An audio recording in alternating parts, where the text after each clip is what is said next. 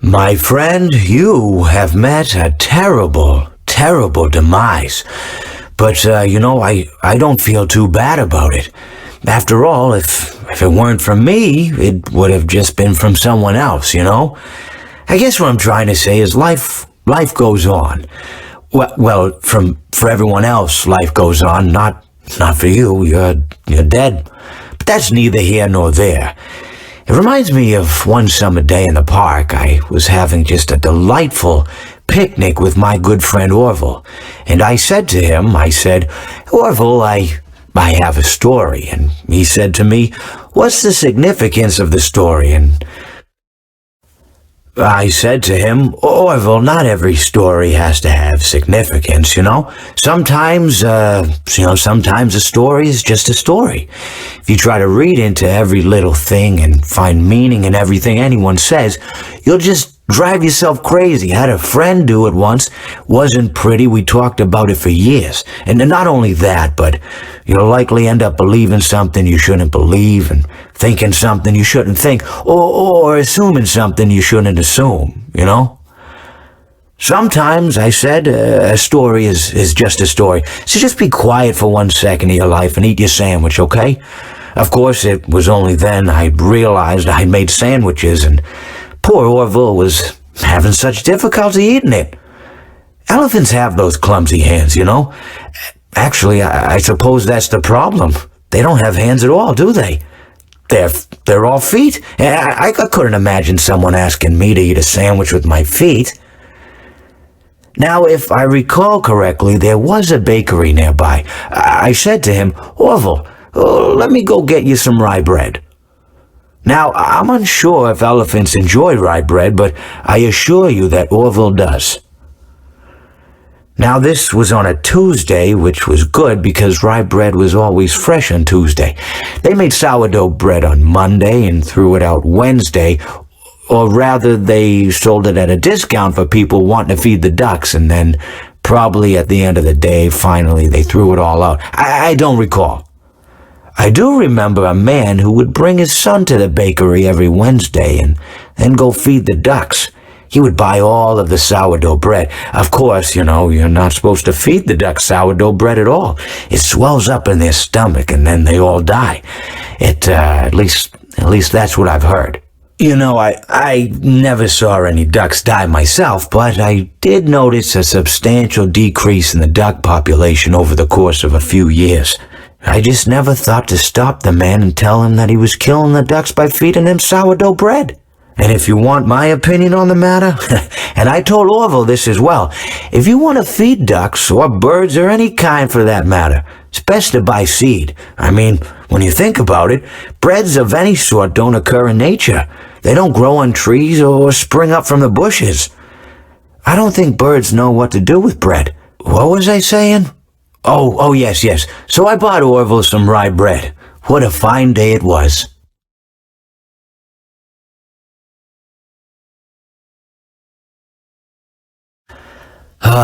It seems that you have met your end. What a pity. I don't feel too bad about it, though. After all, if it weren't me, it would have just been one of the others, I guess. And I'm honestly just glad to be out of those air ducts. It's not easy for a hippopotamus to fit up there, and not easy to get down either, and not as young as I used to be, as you can see. I used to be able to do all sorts of things. You're young, you're vibrant, you have that sort of pep in your step. It reminds me of a conversation I was having with one of my good friends, Orville. We were having a nice picnic one day. I believe it was summer. No, perhaps it was it the fall? Yes, it was the fall because the leaves had turned already. But I said to Orville, I says, Orville, I have a story to tell you. And Orville looked at me, kind of odd and said, what's it about? I said to him, not every story has to be about something, Orville. Sometimes a person just wants to talk. Why does everything have to be a story? I said to him. He just looked at me and he said, well, you said you had a story. And, he was quite right. I did, in fact. I told him I had a story. I suppose if a person just wants to talk, then it's best to not announce that you're telling a story. telling a story does come with its own pressures and expectations, I suppose.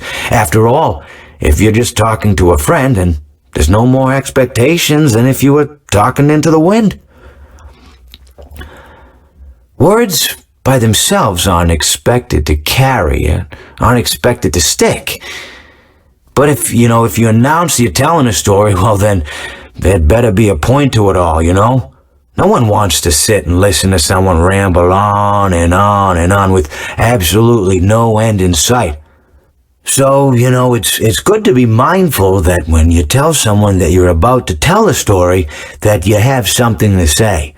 Telling someone that you're going to tell them a story is tantamount to asking them to stop what they're doing and pay attention. You're basically saying, hey, buddy, stop everything. Stop what you're thinking. I have a solution to everything. And, well, I didn't really have any story to tell. In hindsight, I probably just misspoke when I said that I had a story. I think it would have just been better to tell Orville that I wanted to tell him something rather than tell him that I had a story. But even then, it might have put too much importance on the whole thing. Either way, it was quite a nice day.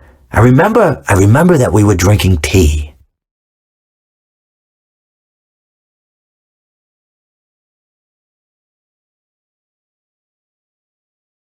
Well, it seems that your journey has ended. Very sorry about that. It was always going to end this way, of course. If it weren't by me, it would have just been by some other, terrible thing. Just, you could not imagine how terrible it would be. Just, I get scared thinking about it. I'm glad it's not me. It reminds me of a time I was speaking to my good friend Orville. We were sitting on a park bench watching the pigeons. I was on the left, he was on the... Oh, wait, was I on the right or left? Anyways, it doesn't matter. We were sitting on there watching the pigeons. And I said to Orville, "Friend, those birds are frozen." And he kind of looked at me like I'd lost my mind. But I reminded him that it was winter, and often birds will sit in a tree until they freeze. And then they sort of fall to the ground until the sun warms up and they can, move around again. So I said to Orville, "You might as well save those breadcrumbs until the birds thaw, because they can't very well enjoy them in the condition they're in." To which he asked what I meant, and asking what condition the crumbs should be in before he threw them to the birds, assuming that I meant the birds couldn't enjoy the breadcrumbs in the condition that the crumbs were in, when in fact I had meant the birds could not enjoy them in the condition that the birds were in, considering that the birds were frozen. So he took a moment and then threw his last handful onto the ground. I said to him, "Orville, why did you throw the breadcrumbs to the birds when I just told you they're frozen?" To which he responded, "The breadcrumbs are not frozen." Again, misunderstanding my words. I didn't mean to say that the breadcrumbs were frozen when I said I told you they're frozen. I'd been referring to the birds. In hindsight, what I should have said was, and this would make perfect sense, "Why did you throw the breadcrumbs to the birds when the birds are frozen?" He misunderstood upon my correction, stating that he didn't know what else to do with the breadcrumbs, and that perhaps, when the birds thawed, they'd still be able to eat the crumbs. So I said to Orville, and this is what I said to him, I said, "Orville, the birds may be dead."